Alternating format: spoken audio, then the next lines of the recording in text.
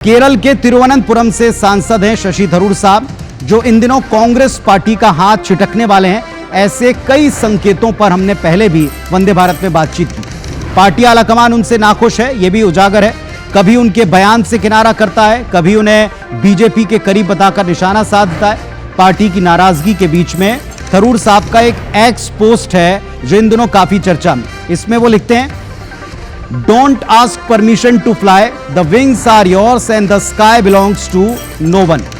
कहने का अर्थ यह कि वो ये जताने की कोशिश कर रहे हैं, इसमें वो ये लिखने की कोशिश कर रहे हैं कि उड़ने के लिए उन्हें किसी इजाजत की आवश्यकता नहीं है। पंख आपके पास हैं, मीन्स उनके पास ऑप्शन है, और आसमान किसी का है नहीं। थरूर के इस पोस्ट को कांग्रेस नेतृत्व पर सीधे तौर पर निशाना माना गया, लेकिन ऐसा क्यों हमने कहा, इसके लिए आप एक छोटी सी रिपोर्ट देखिए, आप समझ पाएंगे कि ये शुरू कैसे हुआ और कहां जाता दिख रहा है। देखिए,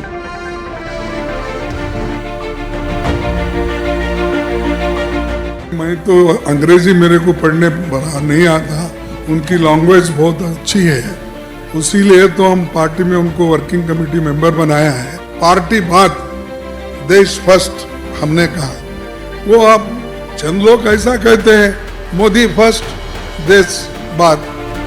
सांसद शशि थरूर और कांग्रेस के रिश्ते अब तक सामान्य नहीं हो पाए।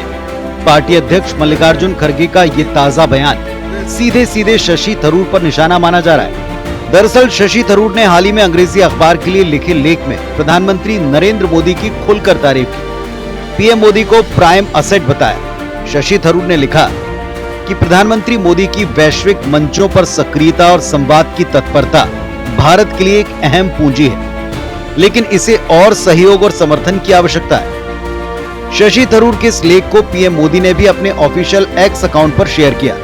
थरूर के लेख की चर्चा कांग्रेस के गलियारों से निकलकर आम लोगों के बीच तक पहुंच गई। सवाल उठा, क्या थरूर पार्टी लाइन से भटक गए या वे एक अलग राजनीतिक पारी की बुनियाद रख रहे हैं? विवाद बढ़ा तो शशि थरूर ने इस पर सफाई भी दी। कहा, कुछ लोग दुर्भाग्यवश इस लेख को भाजपा में शामिल होने का संकेत मान रहे हैं। मेरा लेख भाजपा में जाने का कोई इशारा नहीं है, ये राष्ट्रीय एकता और भारत के हित में लिखा गया बयान है। मैंने संयुक्त राष्ट्र में 25 साल सेवाएं दी हैं और भारत की सेवा के लिए ही वापस आया हूं। शशि थरूर और कांग्रेस आलाकमान के बीच लंबे समय से मनमुटाव है। ऑपरेशन सिंदूर को लेकर विदेश जाने वाले डेलीगेशन में उन्हें शामिल किए जाने से और तल्ख हुआ। थरूर का आरोप है कि पार्टी की केरल इकाई उनकी अनदेखी कर रही है, उन्हें नीतिगत फैसलों से दूर रखा जा रहा है। हालांकि फिर भी थरूर ने केरल उपचुनाव में कांग्रेस के लिए प्रचार किया। थरूर के मन में क्या है, वो पार्टी में अपना भविष्य कितनी दूर तक सुरक्षित समझते हैं, फिलहाल इसको लेकर अनुमान, कयास और अटकलें ही हैं। Bureau report, IBC 24। हालांकि ये पहली बार नहीं हुआ है जब शशि थरूर ने पार्टी लाइन के अलग जाकर, उसके खिलाफ जाकर कोई स्टेटमेंट दिया हो। थरूर अपनी साफगोई के लिए जाने जाते हैं और इसी के चलते इसके पहले भी पार्टी के लिए कई दफा वो परेशानी का सबब बन चुके हैं। पीएम मोदी की फरवरी 2025 में अमेरिकी यात्रा की तारीफ वो कर चुके हैं, जो कि पार्टी लाइन से अलग जाता है। केरल की LDF सरकार के स्टार्टअप सेक्टर के काम को वे खुले दिल से सराह चुके हैं। इसे भी पार्टी की प्रदेश इकाई के एजेंडे के विरुद्ध माना गया।